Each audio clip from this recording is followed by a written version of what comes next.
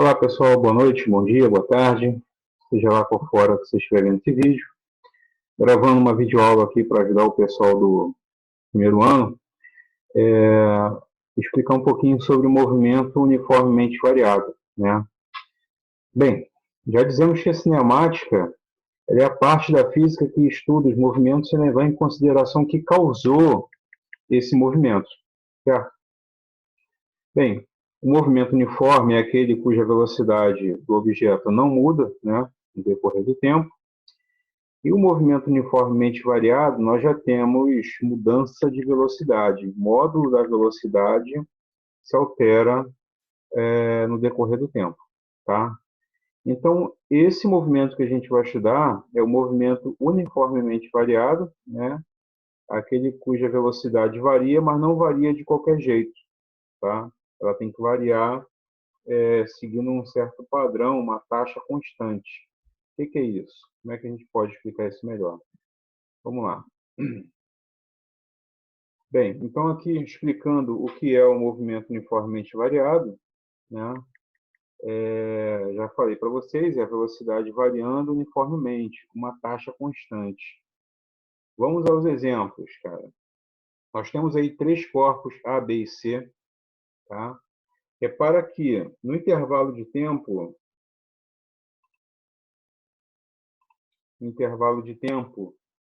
para qualquer um dos corpos, né, o A, o intervalo de tempo é sempre de 1 em 1 segundo nessas tabelas aqui. A gente tem que ficar atento a isso quando a gente pegar um problema. Aqui, nas três tabelas, estão variando de 1 em 1 segundo. 0, 1, 2, 3, 4, vai embora. E aqui é a mesma coisa, tá vendo? Sempre o intervalo de tempo variando de 1 em 1 segundo nessas tabelas aqui. Bem, o objeto A, repara que ele está variando aqui ó, de 0 para 1 segundo, para 1 metro por segundo. Então, a velocidade dele aumentou em 1 metro por segundo. Agora, na segunda parte, ele varia de 1 para 4. Quer dizer, aquele variou de 0 para 1, aquele variou de 1 para 4.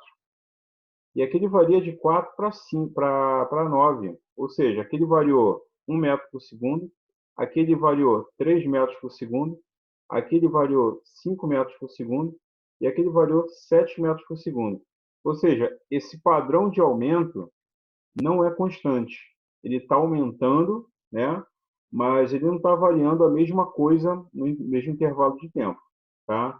Aquele variou de 0 para 1, de 1 para 4, de 4 para 9, por aí foi. Né? Vamos para o corpo C. O corpo C ele variou de 0 para 1, variou em 1 metro por segundo. Depois ele varia de 1 para 3 metros por segundo. Né? Ele variou aqui ó, de 1 para 3 metros por segundo. Quer dizer, já não seguiu o mesmo intervalo que ele começou aqui. Depois ele varia de 3 para 6 metros por segundo. E depois de 6 para 10. Né? Então aqui ele variou 1 metro por segundo só, né? Aumentou em 1 metro por segundo. Aqui aumentou 2 metros por segundo, né? Foi de 1 para 3. Depois ele aumentou 3, depois ele aumentou 4. Quer dizer, ele não sofreu o mesmo aumento de velocidade. Agora o corpo B, ele variou de 0 para 2 metros por segundo. Depois variou de 2 para 4, ou seja, teve o mesmo aumento. Ele aumentou 2 metros por segundo. Depois foi de 4 para 6, ou seja, sofreu o mesmo aumento. E depois de 6 para 8. Esse aqui sim trata-se de um movimento uniformemente variado, só o corpo B. Tá? Por quê? Porque a taxa foi a mesma, tá vendo? De 2 em 2. Aqui aumentou 1, depois aumentou 2, depois aumentou 3. Quer dizer, aqui já a taxa já não é constante. Ok? Então, aqui, ó, o corpo B, tá vendo? Sempre aumentando de 2 em 2 metros por segundo, enquanto o intervalo de tempo aumenta de 1 em 1. Tá? Ou seja, ele seguiu um padrão constante, ele não mudou. Ou seja, a velocidade está aumentando, mas com o mesmo padrão. Tá? Isso é um movimento uniformemente variado. A aceleração. A aceleração escalar média é o seguinte, é uma grandeza física que a gente usa para medir a variação da velocidade, quanto que a velocidade está aumentando no decorrer do tempo. Como é que a gente calcula isso? Com uma grandeza chamada de aceleração, entendeu? Então, a aceleração, no nosso caso aqui, no movimento uniformemente variado, no movimento retilíneo, né, que a gente está estudando até agora, a aceleração ela tem um papel de aumentar ou diminuir o módulo da velocidade, tá? Mas a gente não está estudando ainda movimentos curvos, né? Em que a aceleração faria um papel de mudança de direção, tá? Aqui a gente está tratando de movimento retilíneo, tá? Uniformemente variado, legal? Então, qual é o papel da aceleração? A aceleração, ela mede o quanto a velocidade está mudando por unidade de tempo, certo? Por exemplo, aqui, vamos abrir essa equação. A aceleração média, ou simplesmente a aceleração, né? Ela é a variação da velocidade se ΔV nada mais é do que a velocidade final menos a velocidade inicial, tá? E o ΔT? O ΔT é o instante final menos o instante inicial, tá? Então, quando você faz essa diferença de velocidade, a gente fez aqui, olha, tá vendo? A gente pegou a velocidade final menos inicial, nesse intervalo aqui, olha, e achou, dá para encontrar com isso a aceleração, tá? Repara que se eu pegar um intervalo pequeno, esse pequeno intervalo aqui, olha, de 0 para 2, quanto que vale a aceleração? A aceleração vai ser igual à velocidade final menos a velocidade inicial dividido pelo instante final menos inicial, ou seja, isso aqui é 1 menos 0. Isso aqui vai ser quanto? 2 menos 0 é 2, e 1 menos 0 é 1. Ou seja, isso aqui vai ser igual a 2 metros por segundo ao quadrado, tá? Daqui a pouco eu vou falar para vocês sobre a unidade, tá? Mas, por enquanto, qual o valor do módulo da aceleração? É isso aqui, tá? E está aumentando de 2 em 2. Se eu quisesse pegar, ao invés de pegar esse intervalo, pegar todo o intervalo, pegar isso aqui. Bem, aí nesse caso eu poderia fazer a mesma conta, tá?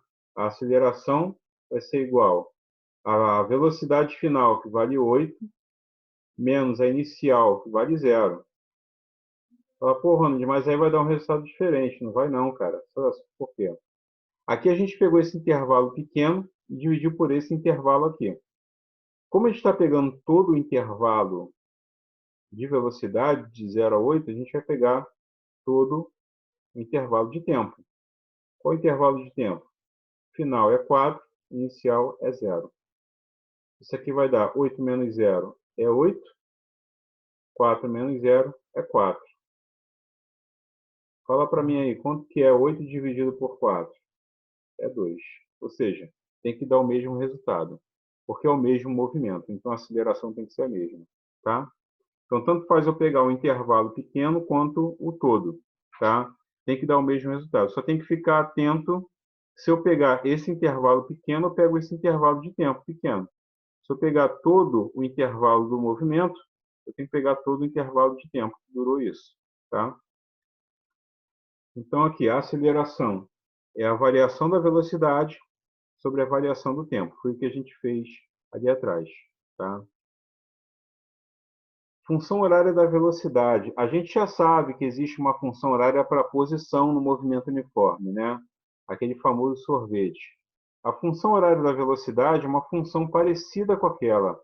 Só que a função horária da posição, como o nome já diz, ele te dá a posição do objeto a cada instante.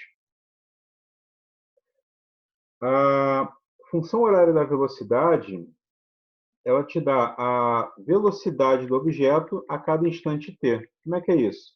Bem, imagina que você tem aqui um movimento, tá? Então você tem aqui um objeto,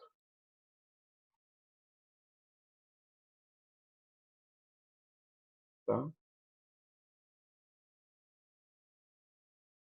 Então aqui no instante t0, ele tem uma certa velocidade que eu vou chamar de V0, e como ele está acelerando, né, ele pode estar aumentando ou diminuindo a velocidade, tá, gente?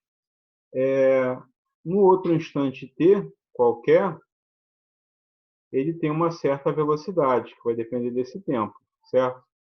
Pode ser maior ou menor, tá? Então, a função aqui, cara, para que serve essa equação aqui que a gente... vocês podem até deduzir, tentar deduzir a partir dessa expressão, né? Abre essa equação e você tem como resultado isso daqui. Só fazendo uma álgebrazinha aqui, né? Pega esses valores, passa para o outro lado, multiplicando e tal, e isola o valor de V, a velocidade final. E qual é a função disso aqui, cara? Ela serve para te dar a velocidade do objeto a cada instante. O que eu tenho que conhecer? Você tem que conhecer a aceleração, a velocidade inicial, para você saber a velocidade dele a cada instante. É uma equação bem parecida com aquela da função horária da posição, só que essa aqui não te dá a posição, ela te dá a velocidade, tá? E por que a gente não estudou uma equação parecida com essa para o movimento uniforme? Porque no movimento uniforme a velocidade é sempre a mesma, então não tem um porquê construir uma equação que vai me dar a velocidade do objeto se eu sei que ela é a mesma o tempo todo. Aqui, como a velocidade está mudando, cabe aqui a gente usar uma equação dessa, tá? Então, a cada instante, o objeto tem uma velocidade diferente. Então, essa equação ela me dá a velocidade do objeto para cada instante, tá? Isso aqui eu lembro que já foi dito em sala, a importância desse gráfico, velocidade em função do tempo. E qual é a importância disso aqui, cara? Qual a utilidade disso?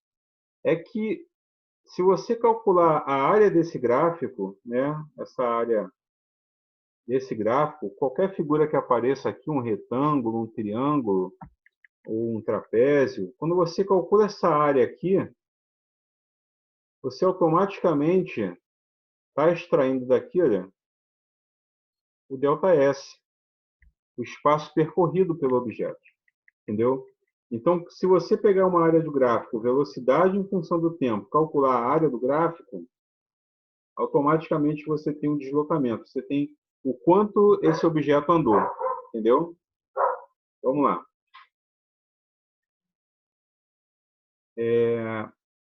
Pessoal, mais importante daqui é essa equação. Eu marquei de amarelo aqui, tá vendo? Essa dedução é como chegar nessa equação aqui. Mas, assim, em termos operacionais, a gente não vai fazer isso aqui, cara, no meio da prova, tá? O que eu tenho que me preocupar, o que eu tenho que saber de importante? Cara, isso aqui é legal saber, é até legal, entendeu? Você saber de onde vem essa equação. O que significa essa equação? Essa equação aqui, cara, é a função horária da posição do objeto a cada instante t. Então, se eu desenhar aqui uma linha, o objeto está aqui, ele está em algum lugar, vou chamar de S0, posição inicial, né? Para um instante t0. E ele também está com uma velocidade inicial v0. E à medida que o tempo passa, esse objeto ele anda, né? Então aqui ele já está numa outra velocidade, está numa outra posição, para um outro instante t, tá? Então o que essa equação aqui ela me dá, cara? Ela me dá a posição do objeto, a localização. Essa aqui é a função horária da posição. Só que a função horária da posição no movimento uniformemente variado. No movimento uniforme, a gente só tem essa parte aqui, olha. Só essa daqui. No movimento uniformemente variado, entra esse termo aqui de aceleração. E como é que eu posso provar isso? Simplesmente calculando essa área aqui. Quando você calcula essa área, a área do gráfico, velocidade em função do tempo, fazendo as contas certinhas, você chega nesse resultado aqui, certo? Pô, Ronald, então isso daqui tu colocou à toa. Não, eu coloquei aqui para você saber de onde vem essa equação, tá? Como não estou presencialmente com vocês, eu coloquei aqui a dedução, passo a passo de como chegar nessa expressão, Mas em termos operacionais, basta fazer o quê? O uso dessa equação aqui. Você não precisa deduzir isso aqui para mim de forma alguma, tá? Na verdade, a gente acaba fazendo isso muitas das vezes sem perceber. Por quê? Se eu te der valores aqui, colocar, por exemplo, aqui 5, aqui é 3, e aqui é, sei lá, 20, e te pedir o deslocamento desse cara, você vai fazer toda essa contarada aqui sem saber o que está fazendo, porque você vai calcular essa área aqui. Isso aqui é a área de um trapézio, entendeu? Se ficar difícil, você pode dividir esse trapézio aqui, olha, em duas partes. Calcula essa área aqui, que é a área do retângulo, e calcula essa área aqui, que é a área de um triângulo. Vocês sabem calcular, tá? Mas, de qualquer forma, grava isso aí, cara. O que tu vai precisar saber de importante para tu resolver problemas de cinemática? Essa equação aqui. Essa dedução é importante? Até é.